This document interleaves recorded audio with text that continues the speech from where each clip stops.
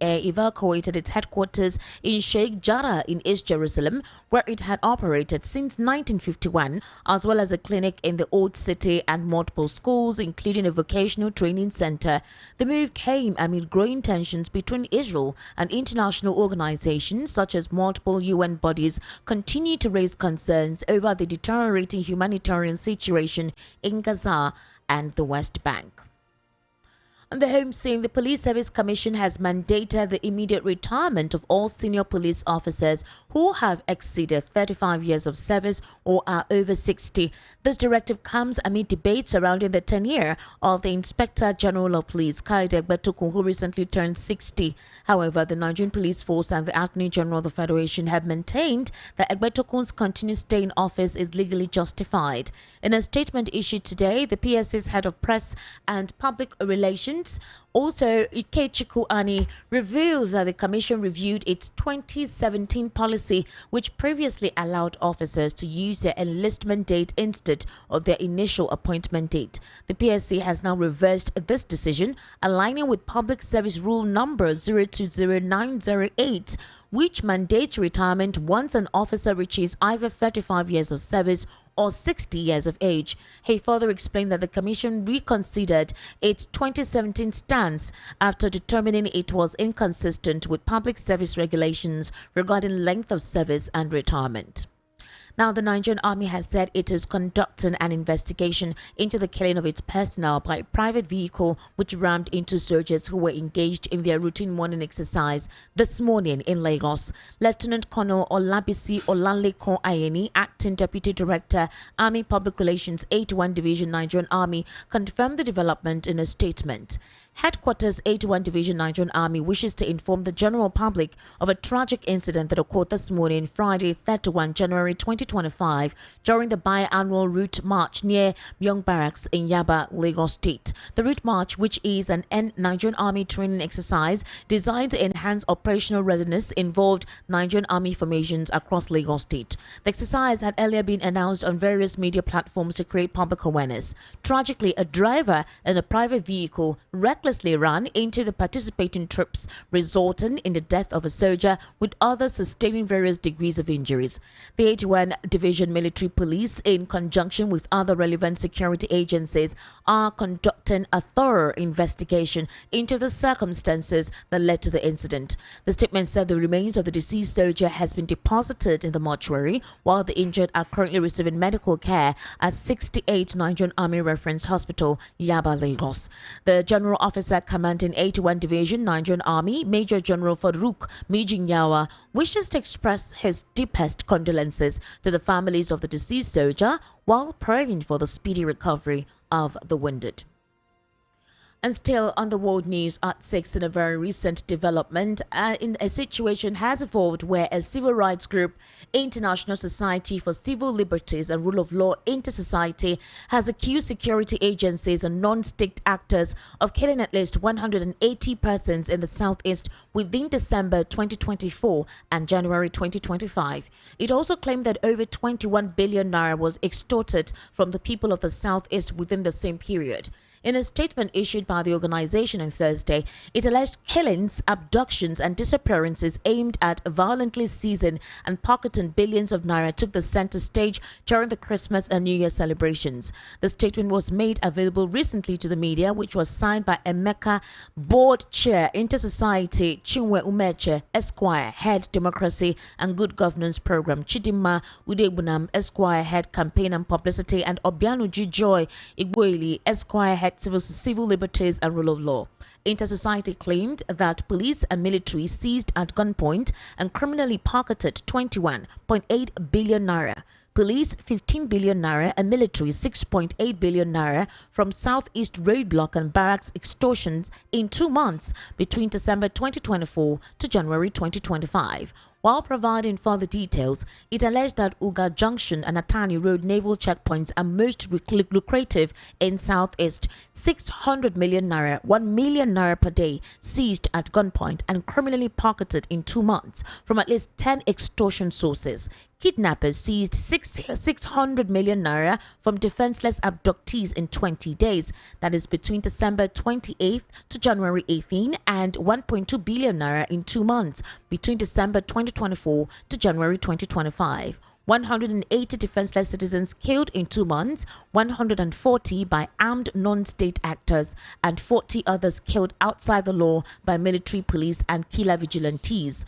200 defenseless Southeasterners abducted in 2 months, 160 by armed non-state actors, and 40 others held outside the law and facing permanent disappearance by military, police, and killer vigilantes. It further alleged that the sum represented what it called criminal billions drawn from direct and indirect roadblocks and barracks extortion, numbering over 20 sources, and seized from members of the civilian population with legitimate means of livelihood who were extorted while preparing or returning for the 2024 Christmas and 2025 New Year holidays, or extorted while heading back to their bases after the holidays.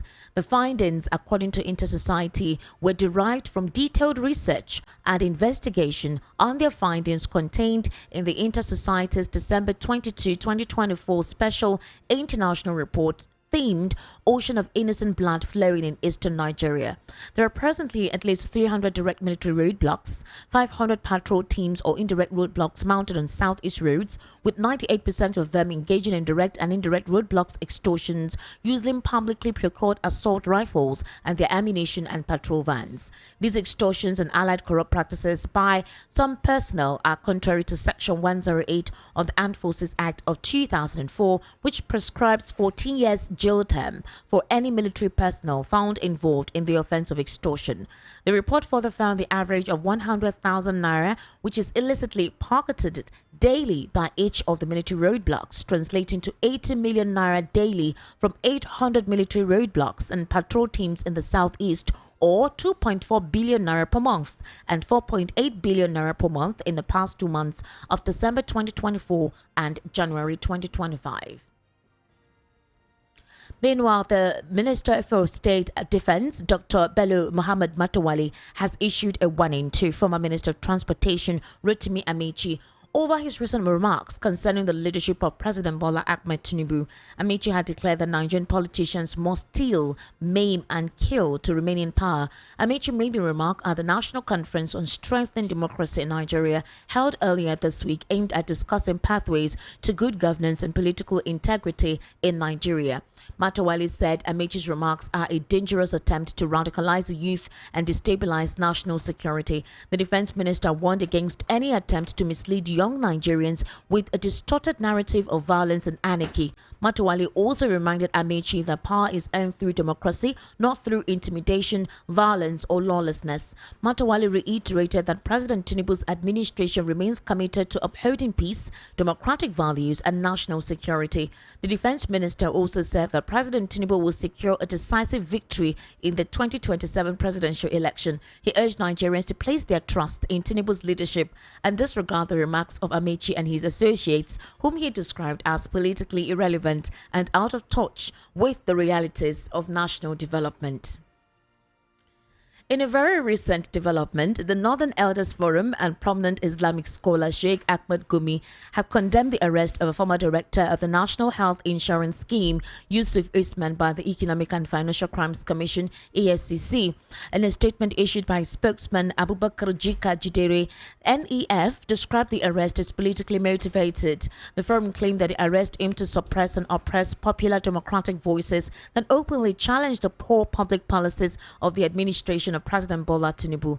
The forum noted that Mr. Yusuf is a distinguished personality with high-level credibility and unquestionable integrity. The Northern Elders Forum also stated in the same vein by Mr. Gumi, warning Mr. Tinubu not to allow sycophants to destroy his goodwill. He said the arraignment of individuals on premises with an obvious smack of political vendetta is ill-advised at a time of socio-economic crisis. Also, he stated, and I quote, "An arraignment of individuals on premises with an obvious smack of political vendetta is ill-advised at a time of national political uncertainty, economic crunch and readjustments. I have known this gentleman for 49 years now, and all I can say about him is that he has been honest and an ardent advocate against injustice of whatever source or type since university days in the 70s." Meanwhile, the Federal Bureau of Investigation raided a New York house belonging to a former Nigerian president, Muhammadu Buhari, and found 5 billion naira US dollars in cash and gold worth $700 million. That is according to a particular post which circulated on social media. We all know the FBI is a US government agency tasked with fighting crimes such as terrorism, corruption, and human trafficking. Well, apparently, no evidence had been found to the fact that former President Buhari owns a house in New York and that the FBI found $5 billion cash in his home or 700 million naira worth of gold in any residence in the United States anywhere close to his home. The claim, according to the report which went viral on social media, is false and untrue. In this case, it is 50 million. 100 billion $100 bills, which could be over 7 times Iraq's stash. It is unlikely that the international media will fail to report such a discovery if indeed that story was true. The international media also disclosed that this story, being fact-checked, is untrue, but a false narrative peddled by mischievous persons via social media. You're currently listening to the World News right here on Voice of the People, 90.3 FM. We'll take a very short break. When we return, we'll head into a news analysis segment where I'm being joined via the telephone, or rather, where I'm being joined physically here with Mr. Peter Anosike, a political, national, and social affairs current commentator. Do stay with us.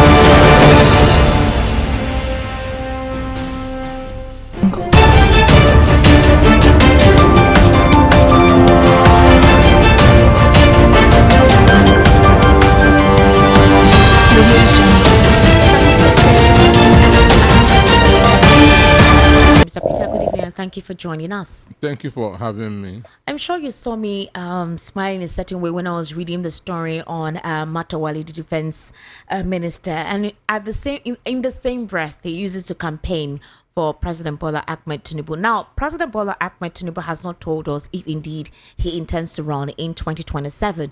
So are we saying now that it's a possibility, a very strong possibility, that the president will run if the Minister of Defense is telling us that the president will secure a victory in 2027? And, you know, basically. Well, if the Constitution allows it, the Bola Ahmed Tinubu, I know, will never want to run for a third term.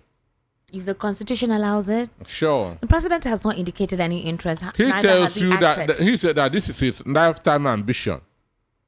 But why is the defense minister telling us categorically that President Tinubu will secure a decisive victory in the 2027 presidential elections? This is, in other words, telling us that the president is running again in 2027 and he will indeed win the 2027 election. How do you put it in context with him warning Amechi for the statement he made? Every politician is an incurable optimist. Okay. Every politician anywhere in the world is incurable optimist. In the United States, just in November, Kamala Harris was boasting, we will win. Understand? Mm-hmm. Nothing again will bring Donald Trump to the White House. So that's the characteristics of every politician. So what he is saying is not new. But the issue is this. One thing that our politicians know how to do is use and dump. Understand? Mind you, in 2015 and 2019, Chibika Amechi was Director General of Buhari's campaign, 2015 and 2019. Because he did well in 2015, they have to tell him that continue with that did well, unquote. In quote. That's in 2015. They say, okay, you have to do it again in 2019. And mind you, the bulk of the money that was used to finance Buhari in 2015 came from Rivers State. So, and he was adequately rewarded by giving him a lucrative ministry. So in other words, he was rewarded for funding the party that's with the public, with the River State money. But what Amici said, in reality, is it wrong? Was the politicians rather maim, kill, and steal to retain power? For the minister to come say that he's making utterances to seize power, or made it seem like what he said is not the reality? Amici is a politician, so he knows what they do. Okay. Amici is a politician, so he knows how they retain power. So, he has been a speaker for 8 years, governor for 8 years, minister for 8 years. There are 24 years in the public service. all right. He never bought a liter of fuel with his own money for 24 years. So he know what politicians do. He know how they win a 2015 election, how they imported the jihadists from other Sahel region, who had now constituted the bandits that we have in the country. So he understands, he knows what he is talking about, and he is also talking about himself. So he cannot separate himself from what he is talking about. All right, the Northern Elders Forum and prominent Islamic cleric Sheikh Ahmed Gumi, they have condemned the arrest of a former director of the National Health Insurance Scheme, Yusuf Usman, by the Economic and Financial Crimes Commission. I'm sure you've heard Yusuf Usman speak against this administration on several occasions from the inception of this administration. Now, Mr. Peter Anusike, the arrest, whichever way, they say is aimed to suppress and oppress popular democratic voices that openly challenge the poor public policies of this administration. We've seen that of one other politician who posted something on a former APC chieftain who posted something on social media which they claim is false. He's still being investigated by the DSS. We've also seen the recent arrest of Omoyele Sowore. We've also seen treasonable charges slammed on anyone who opposes or criticizes this administration. We've seen 2 individuals who were taken by the police very early in the morning for, saying stuff against the presidency, his son, his family, and the Inspector General of Police. We've also heard the presidency claim that El Rufai, Atiku Abubakar, or the other, Peter Obi, or any one of them who has opposed this administration of wanting to unseat them. So anybody who makes any criticism towards this administration is considered a coup plotter? Well, the issue is this: there can be no democracy without opposition. If we don't have opposition, it means that we are not operating a democratic system of government. There can never be a democracy without criticisms. This is not Russia. This is not North Korea. This is a presidential system of government. Understand? So, for me, what they are showing is a sign of jittery. Jittery? Jittery, I'm telling you. The president is one of the founding members of NADECO. People who struggled to ensure that democracy returns to this country.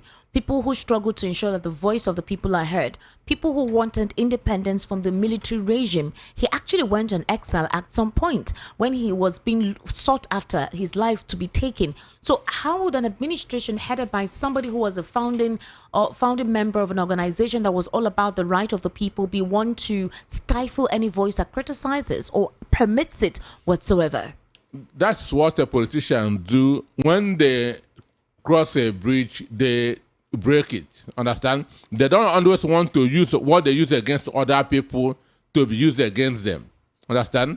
So this is what is happening for me. What APC is showing is just it's a sign of jittery. Understand?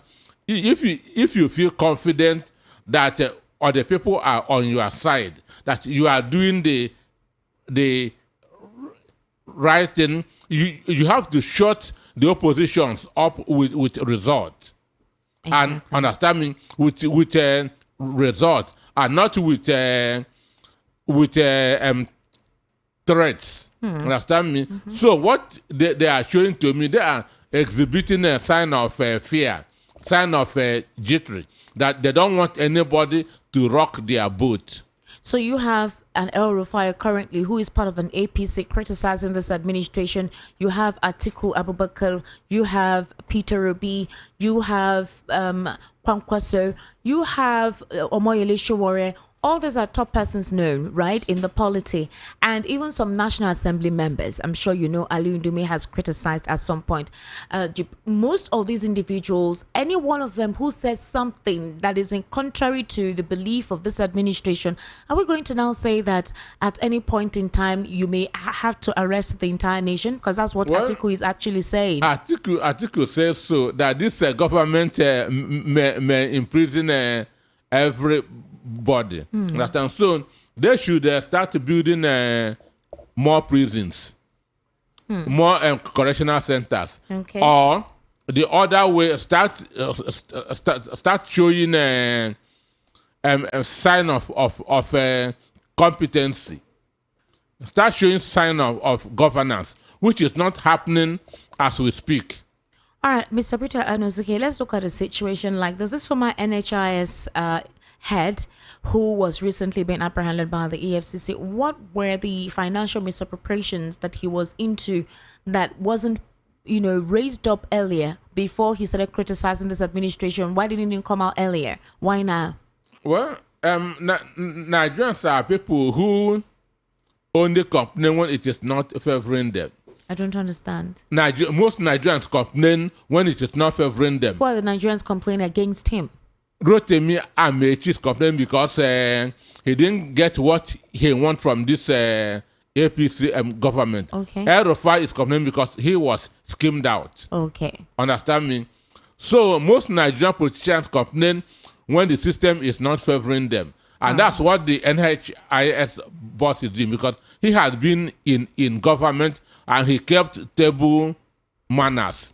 It is when he was shoved away that that his eyes open. He now begin to see issues. He has complained of malnutrition, isolation, poverty, deliberate attempt to abandon the North because of insecurity. Why wasn't he saying this when he was in office? The question now is it that the EFCC did not see all of these anomalies and infractions against him? Is it when he started voicing out against this administration that the EFCC decided to go after him? I know normally before the EFCC comes to investigate any individual, a petition would have been written to them. Then they now carry on with their investigation to get facts before they arrest or, write a letter of invitation for the person to come answer questions to some certain things based on the petition. So the question is, why now? Because he has opened up. Understand? He has opened up. He has now become a threat to democracy. He has become a danger to the country. Understand? Because he has started talking. But my concern is this: why should he be picking up? Why Remi Tinubu told Nigerians that it was her that stopped EFCC from arresting Obasa. Understand me? So you can see double standard. Somebody is accused of monumental corruption. He arrived and you say you told EFCC not to arrest him so that there would not be any confusion in APC in the state. So which means the EFCC is now working for individuals, no more for the country. Interesting. So to me, it's bad. All right, Mr. Peter Anozuke, let's look at the Police Service Commission mandating the immediate retirement of all senior police officers who have exceeded 35 years of service or are over 60. What happened? Is it the arrest of Omoyele Sowore and the fact that he continues to call the Inspector General of Police an illegal Inspector General of Police? He has kept on maintaining that despite the police releasing a public and official statement asking the public to disregard the false narrative being peddled, according to the police, by Omoyele Sowore. Now, the police has now decided to go back to its previous order. They said that initially, right, they had a system. But, due to some certain changes, they had to go back to this system, which Omoyele Sowore is considering to be illegal. But they are maintaining that IGP Egbetokun is illegal, he's legally placed there. So they want to now reverse the decision, aligning with Public Service Rule number 020908, subsection 1 and 2, that is I and II, which mandates retirement for an officer who reaches either 35 years of service or 60 years of age. So if this was what was involved before, why didn't they continue? What changed? Well, what they are trying to do, they amended the Constitution because of an individual. They amended the Constitution, that's National Assembly amended the Constitution because of an individual. Before, it was 35 years in service or 60 years, anyone that comes first. And then you leave. You leave. But when they see that this thing is going to affect Amotoku, what's the name? Egbetoku, whatever. So somebody felt that it would be important to him till 2027. He now tells them, amend this constitution, amend this section of the constitution so that he would be there until the 2027. The IG is supposed to be 60 by this year. He's supposed to be on his way out. This has affected the other service chiefs in the past.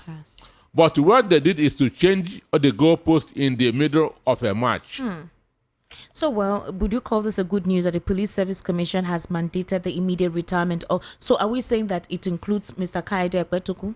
No, because of the amendment of the Police Act by the National Assembly. He has turned 60. So the Nigerian Police Force and the Attorney General of the Federation are maintaining that Egbetokun's continued stay in office is legally justified. So it only exempts him. Based on the amendment. Based on the amendment. Sure. Okay, so right now, Kaide Egbetokun will be there for as long as he is needed. They say that he will be there till 2027. Interesting. Maybe after the elections, the presidential election. Then they will now reverse back to the old standard.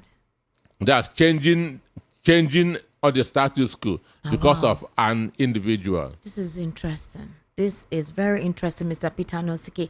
Let's look at what Inter-Society alleged that transpired in the Southeast.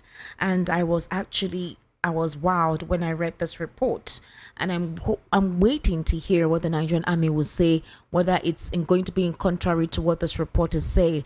Civil societies and Inter-Society for Civil Liberties and Rule of Law, Inter-Society, are accusing security agencies and non-state actors of killing at least 180 persons in the Southeast within the months of December 2024 and January 2025. And they claim that over 21 billion naira was extorted from the people of the Southeast within the same period. So from non-state actors to armed actors, legally actors, that is the police and the military, at these checkpoints. They even mentioned the checkpoints that are very favorable to the military men and the policemen for extortion. In fact, they say that police and military seize at gunpoint and criminally pocket 21.8 billion, police 15 billion naira, military 6.8 billion naira from Southeast raid blocks and barracks extortion.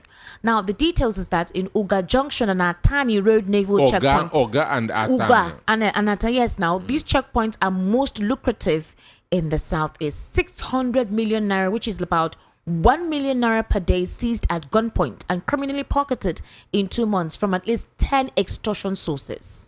Well, for me, I cannot authenticate those figures. Okay. Because I don't know how they arrive at it. That's why I cannot authenticate. But I know that the security the security agencies in the southeast are not there to protect lives and property. They are there on their personal businesses. Okay. They are there or they are doing the four things on the road: extort, intimidate, harass, and then kill. These are the four things that they are doing on Southeast Road. Extort one, harass two, intimidate three, and kill four. And when they kill, they will say this is an ESN or IPOB member. Meanwhile, it is an innocent Nigerian. So this crisis has been over and over. Even when Ojukwu was alive, Ojukwu asked a question: why is it when you transfer a policeman from Enugu to Kanu, he will give bribe there to return to the southeast? Because they see southeast as a gold mine. They see imagine Ojukwu saying this more than 15 years ago.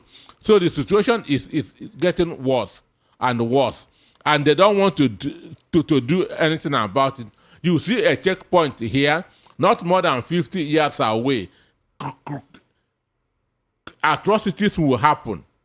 Understand me? And those people manning that the checkpoint will not even turn to see what is going on there. Well, Inter-Society said that their research was derived, it was a detailed research and investigations. They said their findings is contained in their Inter-Society December 2022-2024 Special International Report, which they termed as Ocean of Innocent Blood Flowing in Eastern Nigeria. I'm expecting the Nigerian Army and the Nigerian police to come, either they rebuff this report or give us a different statement to this. You already know the answer. You already know what they are going to say. Understand me? All right. Now, if these are the earnings from the checkpoints, these are earnings that would have generated revenue to the purse or to have emanated from the southeast. If you had seen the VAT report that came in 2024, the southeast recorded very low. Would we say that most of their IG, the monies that were supposed to contribute to the federal coffers, went to the hands of this person that was mentioned by Inter-Society? Well, for me, I'm happy that their VAT is low, because I'm very, very about it. You were very what about it? That their VAT is very low because they are not benefiting anything from this government. Sure. So you're happy that your VAT is low? Very, very. Understand me? Sounds okay. Very, very, very. Even I would have been happier if it said zero. Why must you contribute to the purse of those that hate you? Sounds okay. You're not. Why must you contribute to the purse of those? How do you know they hate them? How do they hate them? What is your facts and indices to indicate that the FG? This is one of them. The report that you read now of what the Nigerian soldiers and Nigerian police are doing, that's on the Southeast Road. I don't know how they got that figures, but it is true that those things are happening. No, nobody is disputing that some of these things happen, as we already know that even across. Then what are they? What happens. are they doing about it? If they don't hate Igbos, what are they doing about it? What are they doing about it? So you cannot be helping your enemy. Mr. Nosuke, I don't know what you mean by enemy. I don't know what whom you are referring to as an enemy. This Inter-Society report now shows you that Nigerian state hates Igbos. When you say Nigerian state, are you saying that the Southeast is not part of Nigeria? What do you mean by Nigerian state? Is Nigerian entity different from the Southeast region? We know Nigerian state. We know Nigerian state. We know the establishment and their mindset. You know the establishment and their mindset. Sure, they hate. They are Igbo haters. Mr. Nosuke, you cannot generalize like that on national radio. How much the police say how much the Nigerian army, Nigeria police generate in Southwest roads? How much did they generate in the northern roads? Well, they haven't done no individual or society has done a compiled report, a comprehensive report on that. Because nothing is going on there. How do you you say nothing is going on? Have we not seen police extortion across some routes in Lagos, even other states? People complain. At People where? complain that police extort from them. I mean, on several occasions, you've had persons complain of police extortion. So when you make a categorical statement... Ibadan here, from Lagos to Ibadan, how many checkpoints do you see? Mr. Anuska, I'm not talking about the checkpoints. I'm just saying you stating that the Nigerian from Lagos state is to an enemy Ibadan, of the Southeast. From Lagos to Ibadan, radio, it's not proper. From Lagos to Ibadan, how many checkpoints do you see? Then from Onitsha to Enugu, how many checkpoints do you see? Well, from Onitsha to Owerri, how many checkpoints do you see? Yes, Mr. Anuska, but that does not constitute you saying that the Nigerian government hates people from the Southeast in that general term. It's wrong. I have asked you a question. Understand me? This is what we can measure. From Lagos to Ibadan, how many checkpoints do you see? From Onitsha to Owerri, how many checkpoints do you see? I'm still retaining then the fact that we're a national radio. We're meant to promote cohesion and unity. You cannot categorically say in a generic term that the Nigerian government is against or is an enemy of the Southeast. You're literally isolating the Southeast. I say Nigerian state. I say Nigerian state. Okay, that you refuse to mention the Nigerian states. You say we know who the Nigerian state is. Who is the Nigerian state? We know who the Nigerian states are. Mr. Peter Nosike. So fine. How do we resolve this? Well, we've been hearing cries and clamors from a lot of persons who travel and say that the roadblocks are so much and that extortion is currently ongoing anytime anybody is going there. The way they embarrass them and all. Since they have been crying out to the federal government, to the Nigerian police, to the Nigerian military, will there be a panel set up to make their findings and investigations and punish those involved in this? Or the answer is no, because they hate the Southeast. Stop saying they hate the Southeast. If they don't hate them, let them do something about it. Period. That's basically the recommendation I'm asking. People have been crying, shouting for years. Nothing has been done. Understand me? So if they don't hate them, let them do something about it. That is the recommendation I was asking, because a lot of Nigerians who plied that route, specifically those who are going home, the Southeasterners who are traveling, have been complaining of these checkpoints and illicit and incessant extortion. Let me give you one thing that they can do. Okay. Let me give you one good thing they can do. All right. Most of the soldiers in the Southeast are from the North.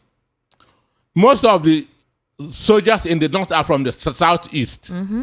Let the soldiers in the South go to the North. Okay. Let the Southeast soldiers in the North go to the East and begin to man that checkpoints. Okay. And you will see a very big difference. All right, Mr. Peter Noske, thank you so much. Our aim is to educate, not to hit up the polity. So we are saying the truth. Well, whenever we are saying the truth. Sensitive issues and the fact does not respect anybody. Fact does not. I've given you a simple thing to do from Enugu from Ibadan to Lagos. How many checkpoints? From Onitsha to Owerri, how many checkpoints? Okay, good. If that is the case, we're calling on the Nigerian police, the Nigerian army to investigate these cries. I mean, this is not the first time that we've heard a lot of people talk about this. For this inter-society to go carry on their own investigation and come up with this comprehensive report, I'm expecting that the Nigerian army and the Nigerian police too will carry out their own investigation and come out with a comprehensive report if a panel needs to be set up, and possibly ask that these individuals no longer continue extorting monies illicitly or illegally from a lot of persons, innocent persons. I've told you what they need to do. Most of the soldiers in the East are from the North. Okay, so you prefer the post-Eastern soldiers instead of Northern soldiers? Sure. What if they have a very low number of Eastern soldiers? Don't worry. Let them send Igbo soldiers to the Southeast. Let them begin to man. They will know that they are dealing with their brothers and sisters. Human beings are emotional by nature. The way a Hausa man will react in the East is not the same way he will react in the North. So we know all this. Mr. Peter Nosike, Thank you very much for coming on the World News at 6. Yeah. We sincerely appreciate you emotionally giving us your perspective to some of the questions posed at you on the World News. Yeah. Thank you very for much. having me. All right, to wrap up here again are the top stories. PSC orders immediate retirement of police officers above 60 years, 35 years in service. Nigerian Army launches investigation as soldier dies, schools injured. Inter-Society alleges 180 killed, 21 billion naira extorted in Southeast. Defense Minister Matawali issues warning to Amici over call to cease power. Northern Elders Forum, Sheikh Gumi condemns Professor Usman's arrest, and Germany, UK express concerns over Israel's ban on UN agency for Palestinian refugees. That's a wrap on the World News at 6. My name is Esther Machuku. Good evening and thank you for listening.